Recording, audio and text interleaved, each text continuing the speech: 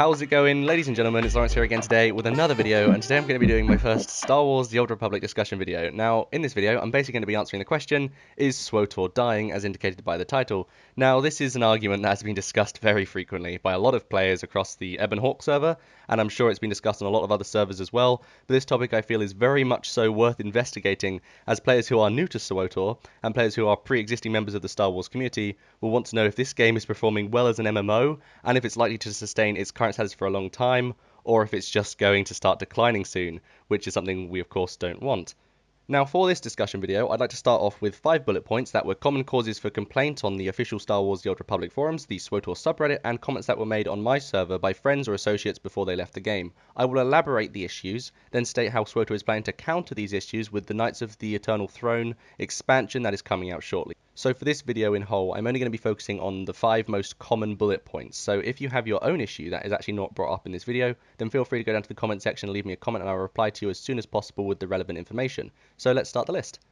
To start off with, we're going to be going into the very popular comment that is brought up very frequently on the forums and on the subreddit. It is also mentioned very frequently on my server and of course on the EU server with my alt, and that is that SWTOR is too easy. Now, this statement is very controversial. I'm sure a lot of you are sitting there saying, yeah, well, of course SWTOR is easy. It's one of the newer MMOs, so it's not going to have as die-hard content as to say something like WoW or Terra. But at the same time, a lot of people are probably sitting there saying, no, SWTOR's not easy. It's actually one of the hardest MMOs I've played. Have you done Shadow of Rev in hard mode? And honestly, I agree with both sides of this argument. There are a lot of aspects to SWTOR that are too easy, and a lot of aspects that are a bit too hard in some situations, and they need to sort of find a medium ground, a balance. If we take raids for an example, at the moment, raids are too easy, like the operations you get, for example, Scum and Villainy. At the moment, that can be cleared with a team of 8 because the raid has been around for so long, everyone just knows the mechanics in and out, and it makes it a very dull experience for most players. Whilst if you move to Heroics, at the same time, they're too easy as well, because you can basically solo the Heroics now. If you were to, say, go to Voss and do the old Heroic 4s, they are now considered Heroic 2s because how easy they are, and of course you can run through them with just yourself and a companion, so you don't even need a second player, and a lot of the game's content has been dulled down significantly for hardcore players.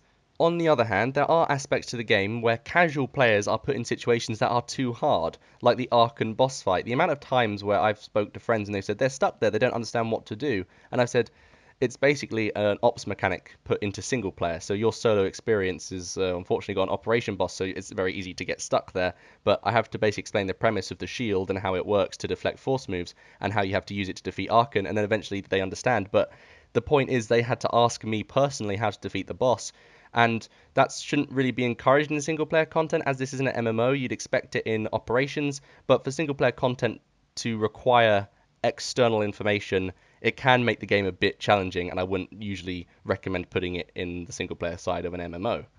So if you were following along with that, you know that there are aspects to SWTOR that are easy, and aspects that are a little bit too hard, and they really do need to get the balance right with sort of difficulties, and they have to sort of merge it with the multiplayer aspect of an MMO, and try and make it so players can experience hard content, but not by force, if that makes sense. Now, ultimately, the main reason Star Wars The Old Republic is considered too easy is because of a major exploit in the game with companions. Now, companions right now are considered overpowered, and the devs have responded to this and said they're not really that broken, like you can still die with them, but I'd like to show you guys footage here of me taking on a Heroic 4 boss, personally, in the Ratgor event, which is one of the hardest events in the game, just with me and my companion as a healer. Now, agreeably, I do a lot of operations, so I know my rotation very well, but it's not that difficult. I even had the Ratghoul Plague enabled during this fight, and I was able to defeat a boss intended for a tank, 2 DPS, and a healer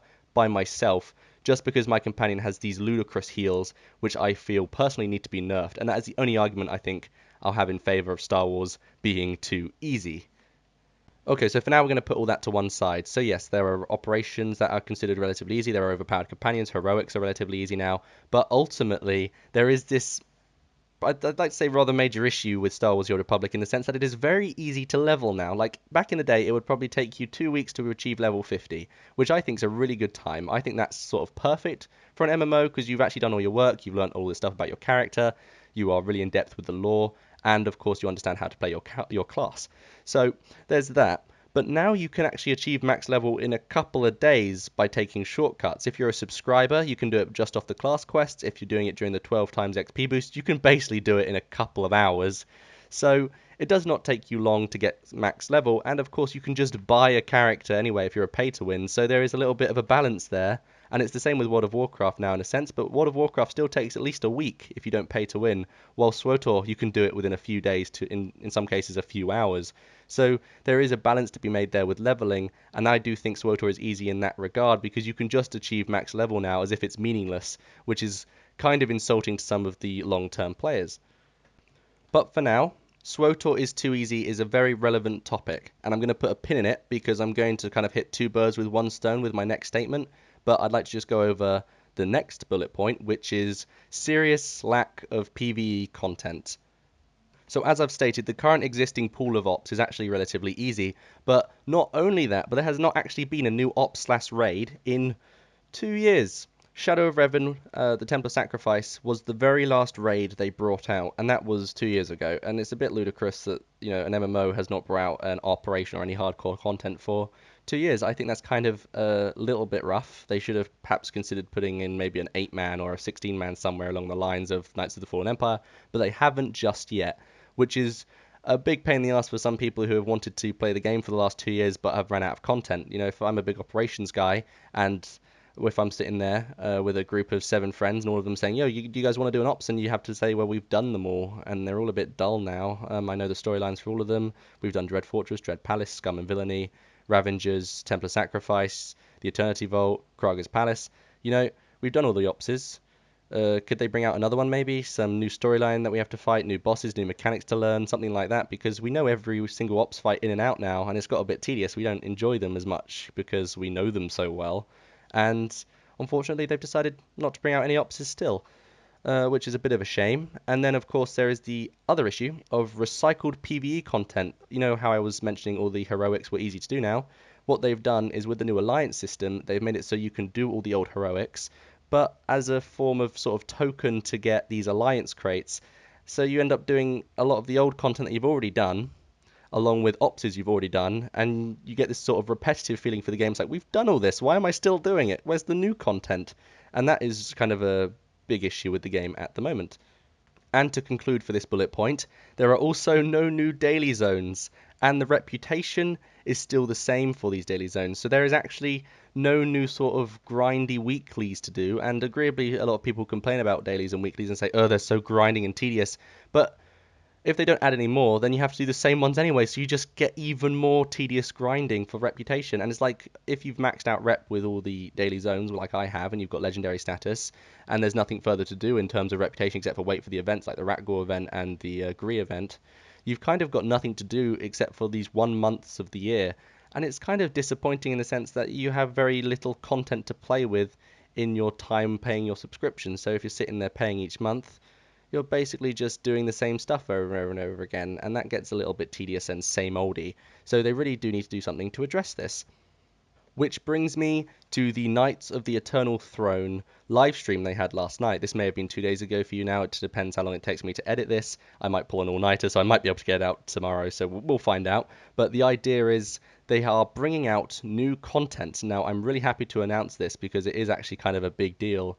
But what they've done is the devs have announced during the live stream that they're going to be bringing out this new form of Flashpoint/Operation sort of get up, which is called the Uprisings content, which are very similar to Flashpoints in the sense that you have a team of 4 people, but they're going to have raid mechanics implemented into these 4-person teams. So you're going to be sitting there having to sort of do a raid, but with 4 people, which of course is really good because it puts a lot of pressure on the tank, a lot of pressure on the DPS, and a lot of pressure on the healers. And you'll know who messes up because there aren't, 2 categories. You'll know each person specifically for messing up. You'll be able to tell, oh, tanking's bad because the one tank we have wasn't able to pull aggro, or the DPS were bad because the boss didn't die in time, and we were able to point out which DPS did badly. So it's a very critical way of doing operations, which I think's an excellent implementation to the game, and if anything will bring the game together even more. And the way they're implementing it with the Galactic Command system, what they're planning on doing is you're going to be able to earn points by doing these uprisings and doing the Knights of the Fallen Empire story content, as well as PvP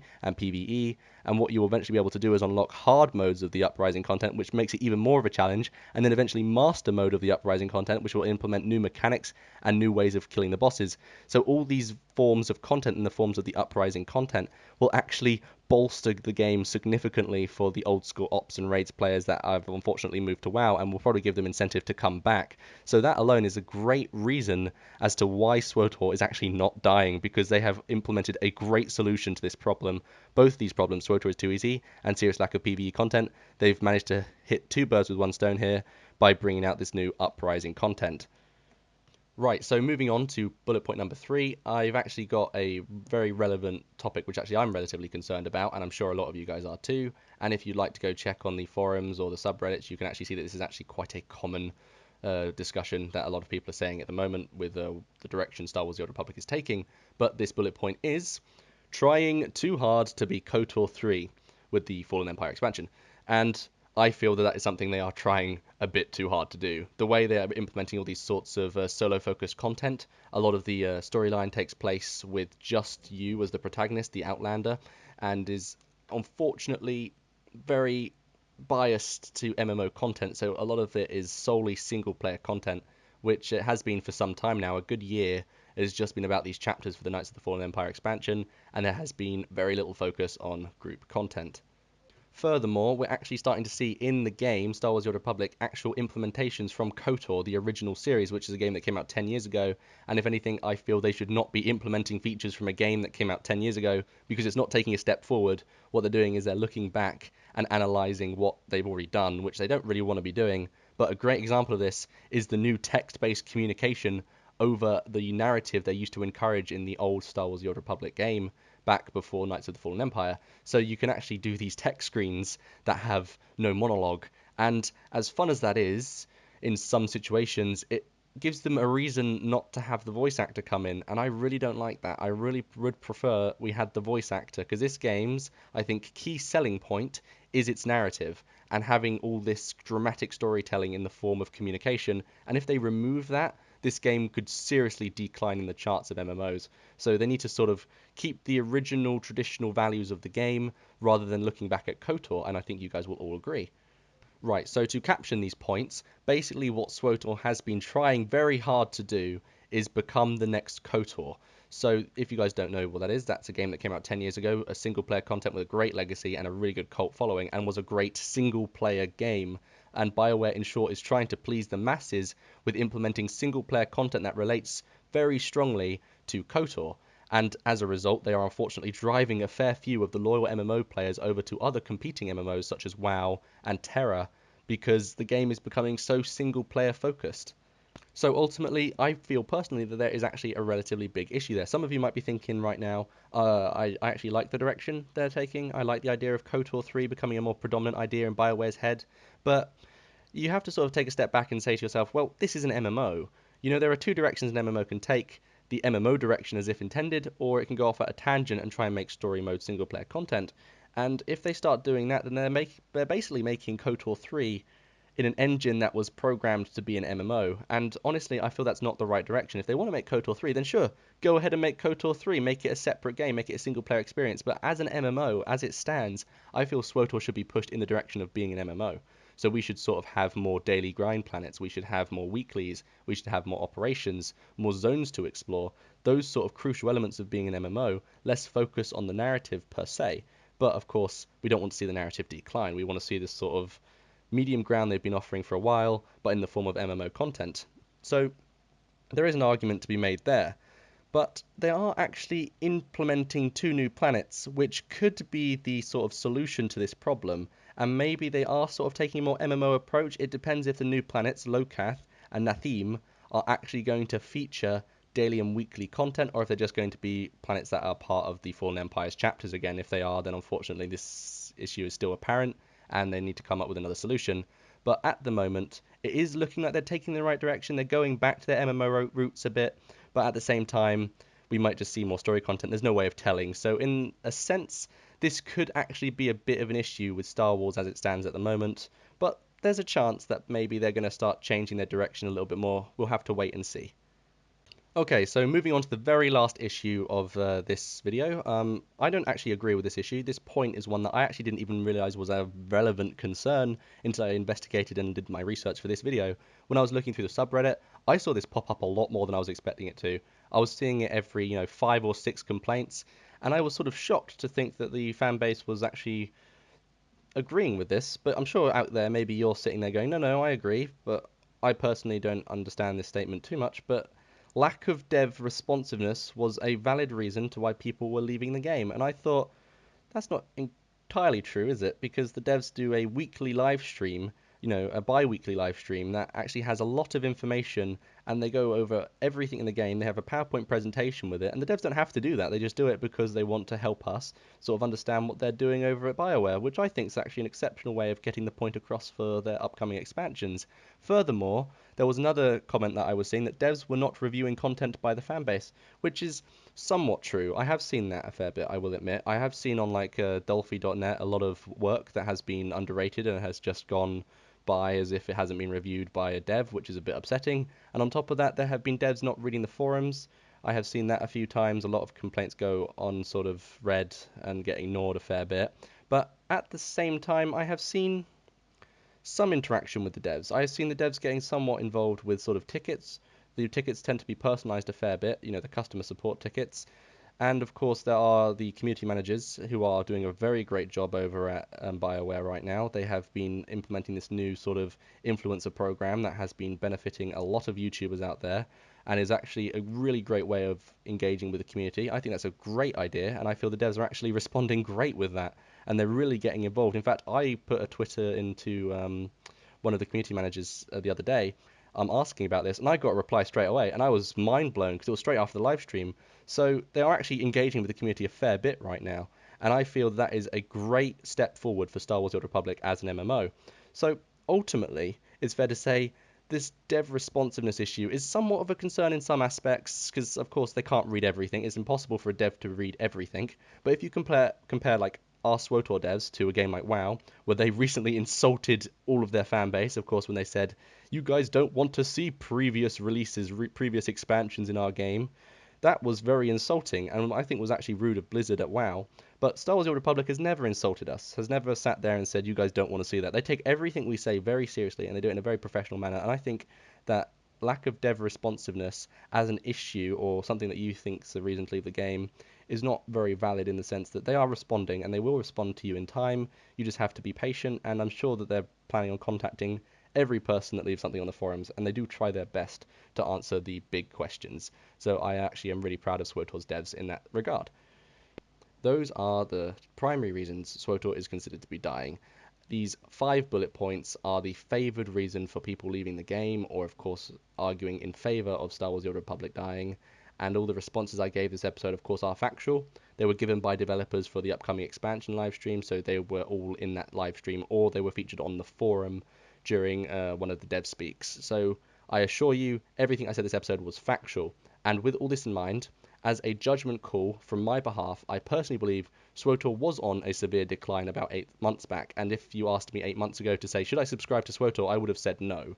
But as of right now, I would argue yes. I think the direction Star Wars: The Old Republic has started taking this last month is actually on the right tracks. And I feel that the ops-based uprising content they're bringing out for Knights of the Eternal Throne is great and will, if anything, bolster the game significantly. Now, based on what they're saying for this expansion with their new innovative ideas around 4-player raids and operations, I can actually say for certainty that SWTOR has definitely come up with a viable extension plan that will bring more players, well, more of the player base back to the game, providing it's executed well. And I have full faith in BioWare. Maybe not EA so much at the moment because they are cutting off a lot of games right now, but BioWare in general has done a great job at sustaining Star Wars: The Old Republic, and I actually have full faith in them for the upcoming expansion. So is Star Wars: The Old Republic dying? Honestly, I don't think so at all. I feel the direction they're taking right now is, if anything, the correct direction. And the ideas and the innovation that they're sort of implementing into the game right now with the uprising content and the command throne concept, I feel are, if anything, going to help the game grow and eventually encourage a bloom in the game's player base, which will really benefit us ops players because the community will come back more and we'll see lots more multiplayer content, which is why I feel personally that Star Wars The Old Republic is not dying. And there we have it, guys. That is my video. I really hope you enjoyed this one because I have put a lot of effort into this video, even though it's just a discussion video. I apologize for rambling a bit, but this was a very controversial topic and I wanted to make sure I understood both sides of the argument and that everything was clear. So if you have a comment of your own, feel free to comment in the comment section down below, and I will happily have a discussion with you about any sort of issues you have with the game as it stands right now. Thank you all for watching, and I will see you all next time. Bye, guys.